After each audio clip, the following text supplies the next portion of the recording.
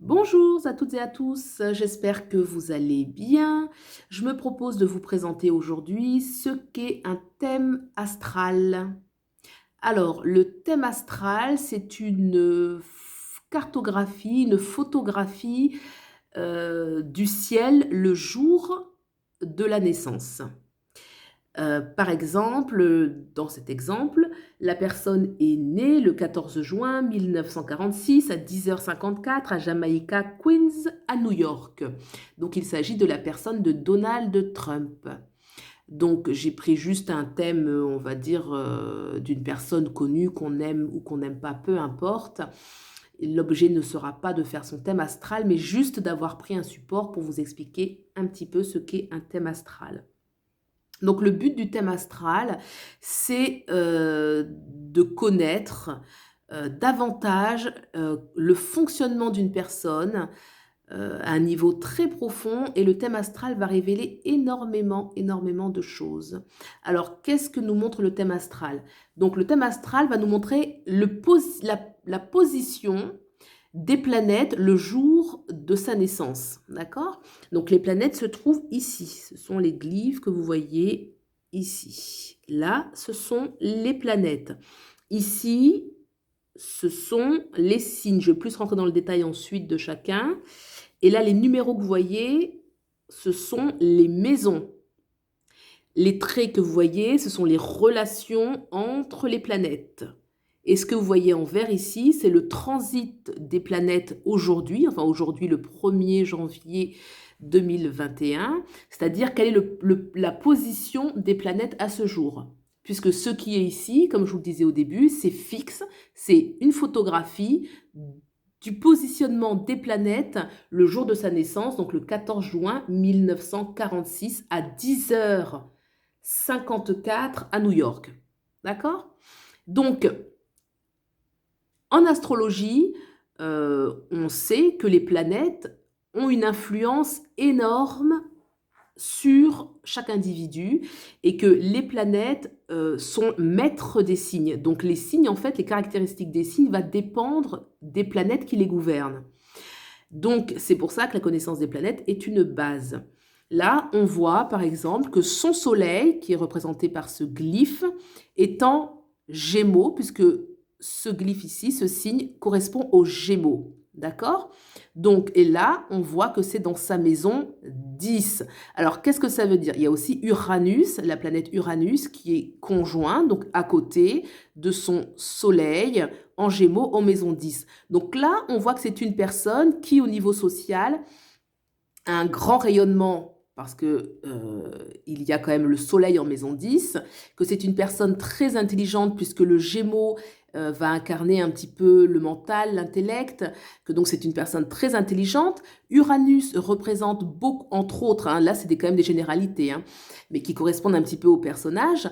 Donc Uranus va peut représenter l'originalité. Vous voyez, c'est celui qui est différent des autres. Et c'est vrai que Trump est une personne différente. En tout cas, il n'est pas dans le moule. Ça plaît ou ça plaît pas, peu importe, il n'est pas dans le moule. Et là, et ça apparaît, hein, ça apparaît, puisque la maison 10, c'est vraiment ce qui apparaît socialement. Vous voyez? Et là, on a le nœud nord qui correspond au but d'incarnation. Donc, il est bel et bien dans son but d'incarnation. Donc là, vous voyez, ce sont déjà des éléments qui apportent, qu'on a sur la destinée, puisque la maison 10 est aussi la destinée de la personne. D'accord? Donc là, c'est une personne, comme je vous disais, qui est Gémeaux, puisque son soleil est en Gémeaux. On va regarder tout de suite sa lune, parce que le soleil va représenter, entre autres, l'ego de la personne, d'accord? Sa nature profonde, la nature de l'âme. On va ensuite avoir la lune qui va représenter un petit peu la psychologie de la personne, son corps émotionnel, son inconscient, entre autres, parce que la lune représente beaucoup de choses, dont cela. Et on voit qu'elle est en maison 4 et qu'elle est en Sagittaire. Alors là, on voit tout de suite que c'est une personne qui globalement est très enthousiaste, puisque le Sagittaire, c'est un signe qui est enthousiaste. Et on a sa lune, donc là on voit que c'est une personne qui va être positive, enthousiaste. D'accord? On va regarder tout de suite son ascendant. L'ascendant, il est là, correspond à l'heure de naissance. Donc là, l'ascendant étant Lion. Donc c'est une personne qui, voilà, c'est, vous savez, le Lion, on le remarque, quoi. Le Lion, c'est pas une personne effacée, quoi. C'est même tout le contraire. Vous voyez, donc là, on retrouve un petit peu des caractéristiques de Donald Trump. D'accord? Donc, le but du thème astral, ça va être vraiment de comprendre sa nature profonde et aussi son but d'incarnation. Hein. Le thème astral révèle aussi notre but d'incarnation, ça peut révéler aussi des vies antérieures, ça révèle énormément des choses. C'est une carte du ciel que l'âme nous donne afin d'avoir une plus grande connaissance de soi, une plus grande connaissance aussi de ses forces, une plus grande compréhension de ce qui peut des fois, entre guillemets, être des faiblesses, de comprendre les contradictions, hein, parce que le thème astral va révéler certaines contradictions, donc on se comprend mieux, on arrive à mieux relever certains défis. Donc ensuite, si vous voyez ici en vert, donc ça c'est un élément qui est extrêmement important en astrologie, c'est ce qu'on appelle les transits, voilà, qui gravitent. Donc qu'est-ce que les transits? Les transits correspondent en fait à l'état actuel. Donc là, en l'occurrence, c'est le 1er janvier que j'ai imprimé la carte du ciel de Donald Trump. Donc ça va représenter où sont les planètes le 1er janvier 2021. Vous voyez? Le Soleil est en Capricorne, voilà, Pluton en Capricorne, voilà. Et là, on voit par exemple que Mars, j'ai l'impression que ça bouge un peu là, voilà, que Mars qui est ici, est en domicile en bélier, puisque le bélier, la planète qui le gouverne, c'est Mars. Vous voyez? Donc, qu'est-ce qui va se passer? Ça veut dire que là, Donald Trump, il est dans une période de grande combativité. Hein, parce que Mars est déjà une planète de feu, d'action, qui guerroie, et le bélier, c'est le général, c'est le soldat. Donc là, déjà, on voit qu'il est dans une période de transit où il peut être soutenu par Mars.